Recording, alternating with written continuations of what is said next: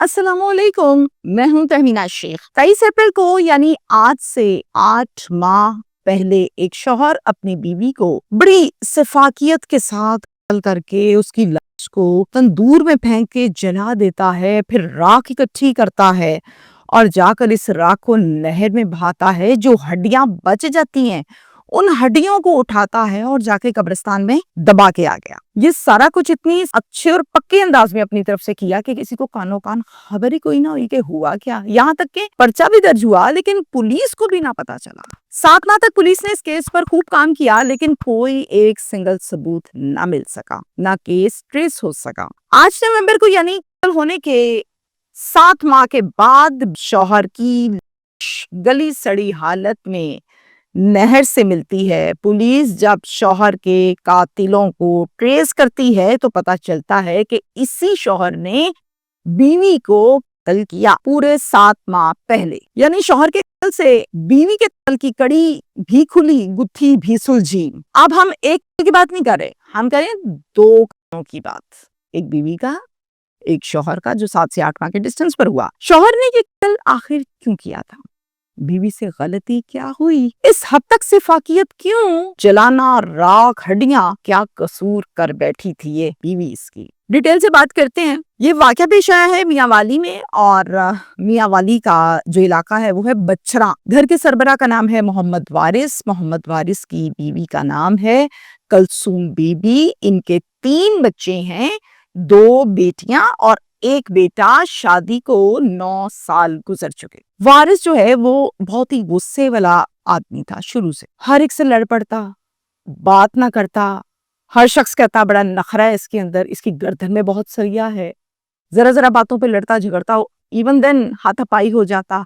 सगे भाइयों से इसकी नहीं बनती थी, बात इससे नहीं करते थे क्योंकि जब भी इससे कोई बात करता ये लड़ पड़ता और फिर उसको मारने लगता। तो भाइयों की तो फेंटी खूब लगा देता था। कमाता ठीक ठाक था, अच्छा कमाता था, लेकिन जो कमाई थी वो अपने नशे पर खुली उड़ाता था और घर पर खर्चा तक नहीं देता था, ना बच्चों का ना बीवी का। तो घर वाले बड़े तंग थे इससे। 3 बच्चे हो चुके, 9 साल शादी को हो गए। अब आके बीवी ने जबान इसके आगे खोली और कहा कि वारिस, बच्चे बड़े हो रहे हैं, जरूरियात बढ़ रही हैं, खर्चे बढ़ रहे हैं, तुम घर खर्चा क्यों नहीं देते? इन बच्चों का खर्चा दो, क्यों धुएं में नशे में पैसा उड़ाते हो? या तो ना हो तो इंसान कहता है कि नहीं है, तुम्हारे पास है लेकिन तुम देते नहीं हो। आगे से अब इस बात को समझने की बजाय जवाब क्या देता है?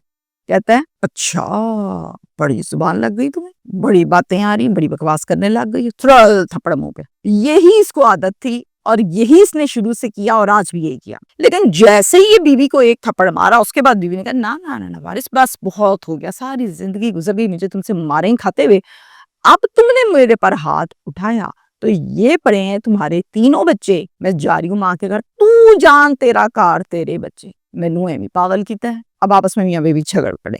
वारिस के लिए ये बहुत बड़ी बात थी कि यार मेरी आगे जुबान चला रही है। तो डरती बहुत थी, दबका मारता था, खौफजदा होकर चुप हो जाती थी। तो अब आके ये अपने हक पे आवाज निकाल रही है। वारिस क्या कहता है? आगे से इसको जवाब देता है, कहता है, ये जुबान देने वाला कौन सा है बंदा? आ गया कोई यार नहीं जिसने तुम्हें समझाया है और तुम उछल उछल के मुझे दिखा रही हो। बीवी आगे से कहती है, कोई शर्म हया कर, 3 बच्चे हैं, कोई मेरे मुतल्लिक बात नहीं मिली तो मेरे किरदार पे इल्जाम लगा दिया। कोई शर्म हया करो, बेटी के बाप हो। वारिस के घर पर वारिस का एक भाई जिसका नाम परवेज है वो रहता था। परवेज की बीवी है यास्मीन, वो भी रहती थी।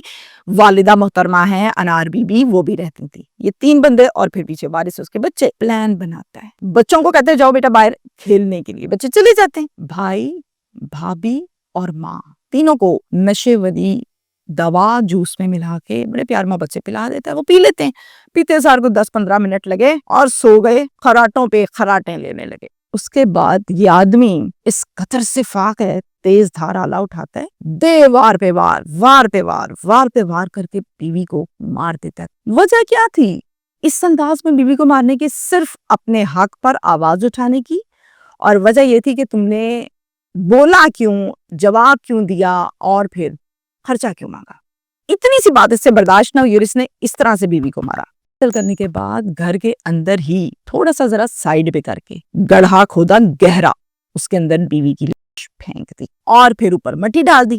اپنی طرف سے بڑا مطمئن ہے اوکے ڈن بہت چنگا کام کیتا ہے. میں آہستہ آہستہ دوا کا اثر ختم ہوا. بھائی بھابھی اور والدہ اٹھے. میں نے کہا کلثوم نہیں نظر آ رہی وارث, کلثوم کہاں ہے؟ آگے سے اتنا کوئی گندا آدمی ہے جواب کیا دے رہا ہے, بھاگ گئی ہوگی کسی یار کے ساتھ. بھائی اور بھابھی کہتے ہیں کیا مطلب ہے بھاگ گئی ہوگی کس کے ساتھ, کیا باتیں کر رہے ہو؟ آگے سے کہتا مجھے نہیں پتا کس کے ساتھ, کیا نام ہے اس کے یار کا, دفعہ ہو گئی ہے یار کے ساتھ. اور پھر اس کے بعد اپنے روٹین میں باہر چلا جاتا ہے. اب بھائی بھابھی کو پتا تھا کہ بدتمیز آدمی ہے, مزید پوچھا تو آگے سے بد کلامی کرے گا, وہ خاموش ہو جاتے. 1 2 3 دن گزرے. جہاں جس نے دبائی تھی وہاں سے اسمیل آنے لگی. بدبو آنے پر وارث جو ہے اس کو کھڑ کی, اس کو تو پتا تھا کہ کیا معاملہ ہے. وارث نے کہا ایسا نہ ہو یہ اسمیل بڑھتی جائے. اسمیل بڑھتی گئی, کسی نہ کسی کو شک ہوگا, گھڑا کھودیں گے نیچے سے نکل آئے گی کلثوم کی. میں تو پکڑا گیا. اب یہاں پر یہ کیا کرتا ہے, حال یہ نکالتا ہے پھر سے ایک مرتبہ بھائی بھابھی اور والدہ کو نشے والی دوائی کھلاتا ہے, اور نشے والی دوائی کھلانے کے بعد اسی گڑھے کو کھودتا ہے, لاش کو باہر نکالتا ہے. گھر میں ایک روٹیاں بنانے والا تندور موجود ہے صحن کے سائڈ پر. اس تندور میں کو پھینکا, لکڑیاں ڈالی, بھوسا ڈالا, آگ لگائی, خوب جلایا. جب راکھ بن گئی تو اس راکھ کو اکٹھا کیا اور نہر میں جا کے بہایا. جو ہڈیاں پیچھے بچ گئیں جو نہیں جل رہی تھیں ان کو اٹھایا اور جا کر قریبی قبرستان میں زمین میں دبا کے آ گیا. اب بڑا سیٹسفائیڈ, مطمئن, لو کر لے میرا جو کرنا ہے. کسی کا باپ بھی نہیں سمجھ سکتا کہ میں نے کیا ہے, میں تو ہوں ہی بہت genius. Over acting, over confidence. 23 April کو کلثوم کے والد صاحب ہیں, محمد رمضان نام ہے ان کا, وہ آتے ہیں اپنی بیٹی سے ملنے کے لیے. دیکھتے ہیں کلثوم نظر نہیں آ رہی, پوچھتے ہیں کلثوم کدھر ہے, وارث کہاں گئی ہے, نظر نہیں آ رہی. اب وارث کیا کہہ رہے ہیں, مجھے کیا پتا کہاں گئی, یار کے ساتھ بھاگی تھی کچھ دن پہلے. اب باپ کو یہ کہہ رہا ہے تو باپ آگے سے ایسے ایک دم سے ہڑبڑا کے اس نے, کیا بول رہی ہو تم, پتا ہے تمہیں؟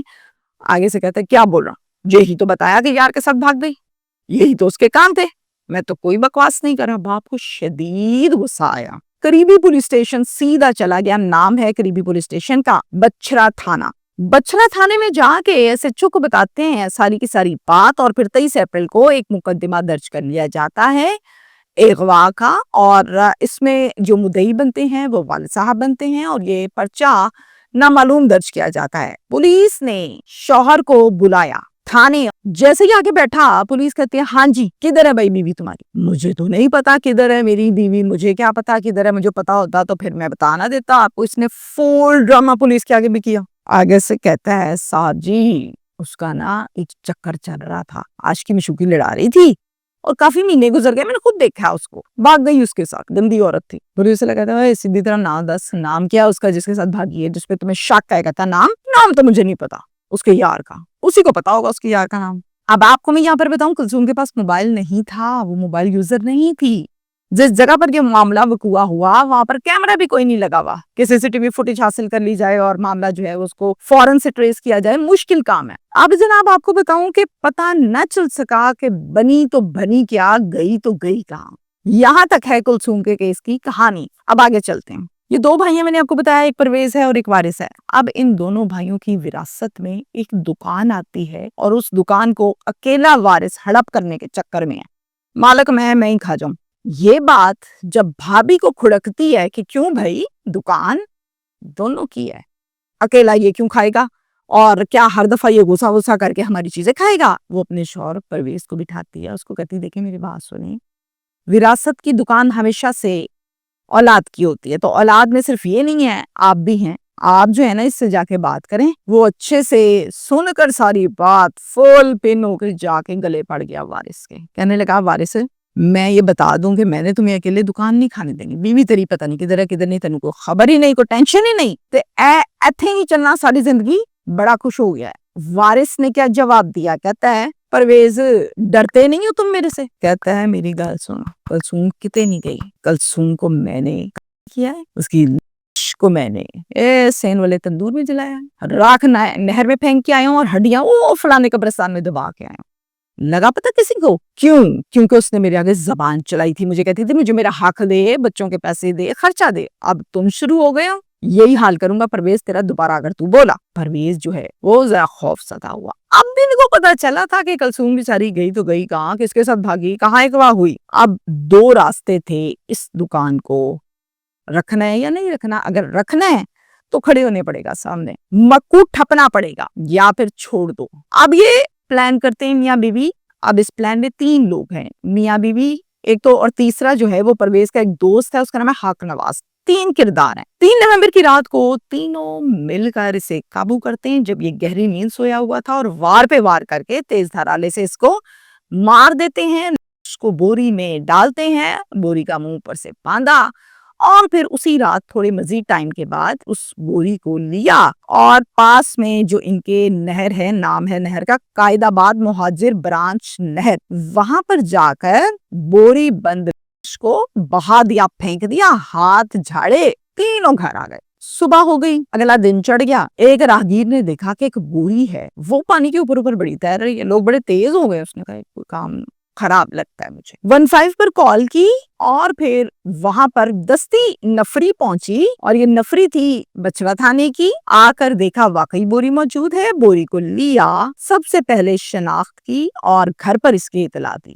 اس کے بعد اس کو ہسپتال شفٹ کیا گیا تاکہ اس کا پوسٹ مارٹم کروایا جائے۔ اب میں آپ کو یہاں پر بتاؤں کہ جو والدہ صاحبہ ہے نا اس کی، انار بی بی، وہ مدعیہ بنی اپنے بیٹے کے مقدمے میں، کیس میں، اور اس میں ملزم کس کو بنایا گیا، یہ بڑے حیران کن بات ہے۔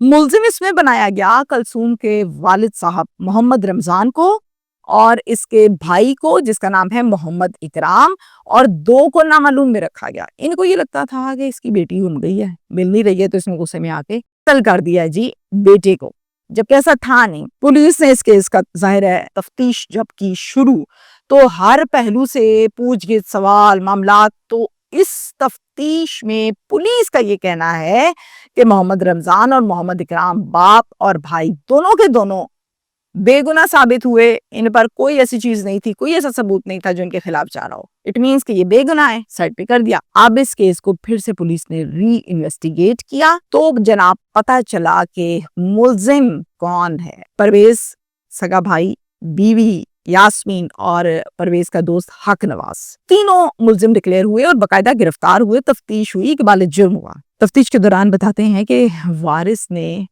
اپنی بیوی کلثوم کو قتل کر کے اس کو گھر کے اندر پہلے دبایا، پھر اس کے بعد اسمیل آنے لگی، نکالا، پھر تندور لگا اس میں جلایا، جلانے کے بعد راکھ اکٹھی کی، نہر میں بہایا، ہڈیاں قبرستان میں اس نے ڈالی۔ پولیس نے تم لوگوں کو کیسے پتا؟ کہتے اس نے خود ہی تو ہمیں بتایا تھا کہ کلثوم نے بھی میرے سے حق مانگا تھا، بچوں کا خرچہ مانگتی تھی، تم لوگ اب میرے سے زبان چلانے لگ گئی ہو میرے آگے، اور بڑی اونچی تم لوگ کی وجہ، تم لوگوں کو بھی میں نے مار دینا ہے۔ پھر ہم خوف زدہ ہو گئے، یہ پرویز بتا رہا ہے اس کا سکا بھائی۔ میں نے کہا یہ نہ ہو گیا ہمارا بھی یہ حال کرے، اور اس کو تو کوئی پکڑتا بھی نہیں ہے کیونکہ اس کیس میں کچھ بھی نہیں ہوا تھا، تو میں خوف زدہ ہو گیا۔ پھر میں نے اپنی بیوی کے ساتھ پلاننگ کی اور اس طرح سے اس کو مار دیا۔ یہ تھی وہ کڑی جس کا میں نے آپ کے ساتھ آغاز میں ذکر کیا کہ جب شوہر ہوا، اس کا کیس انویسٹیگیٹ ہوا، اس ٹائم ایک پوائنٹ ایسا ملا تھا جس سے بیوی جو کہ 7 ماہ پہلے ہوئی تھی، اس کے کی گتھی سلجھی، کڑی سے کڑی ملی اور کیس سیدھا ٹریک پر آیا۔ یہ وہ چیز تھی۔ پولیس نے 8 ماہ پہلے ایک اغوا کا مقدمہ درج کیا تھا کلثوم کا، جس کا مدعی بنا تھا اس کا باپ محمد رمضان۔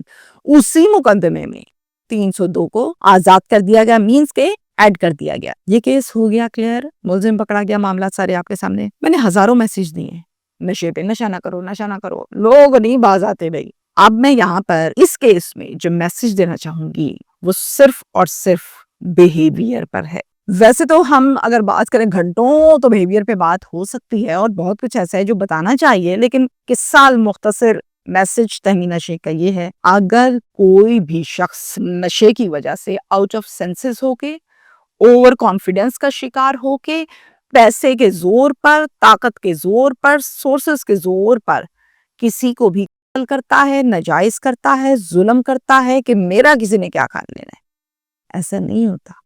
کرتے سارے ہی سب کچھ ہیں، بس تھوڑا سا ٹائم لگ جاتا ہے۔ 7 مہینے ہو گئے، آپ نے راکھ جلا دی، پھینک دی، دبا دی، پھر ٹریس ہو گیا۔ تو ہمیشہ سے اپنے انداز گفتگو کو، بیہیویئر کو، رویے کو، خدا کا واسطہ ہے انسانوں والا ہی رکھیے، کیونکہ اللہ نے آپ کو انسان پیدا کیا ہے، اللہ نے آپ کو گائے بکرا کتا پیدا نہیں کیا. تو ہمیشہ اپنے رویے کو ٹھیک رکھنا چاہیے تاکہ معاملات زندگی ٹھیک چلتے رہیں. کیا حاصل ہو گیا؟ بیوی کو قتل کر کے خود قتل ہو گیا. کدھر گئی بھئی تیری پھنے خانی اور تیرے گردن کا سریا؟ اور یہ ایگزامپل صرف اس کی نہیں ہے، سب کے لیے یہ ایگزامپل ہے. شکریہ.